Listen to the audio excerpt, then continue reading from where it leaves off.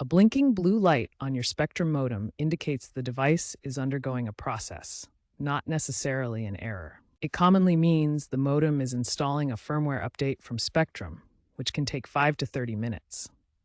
It could also be booting up or rebooting after being powered on or off, or experiencing temporary connectivity issues while it scans for a signal. Persistent blinking over 10 minutes might suggest a weak coaxial signal, overheating, or a problem with Spectrum's service. Spectrum's Smart Modem initiative, using AI diagnostics, aims to minimize these issues. So before panicking, give it some time. First, check the Spectrum app for real-time troubleshooting guides specific to your modem model, like the SAC2V1A. Next, tighten the coaxial cable connections to ensure a secure signal.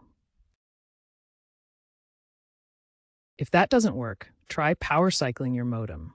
Unplug it for 60 seconds, then plug it back in. Avoid interrupting firmware updates by unplugging the modem during the process, as this can cause issues. If the problem continues, contact Spectrum support.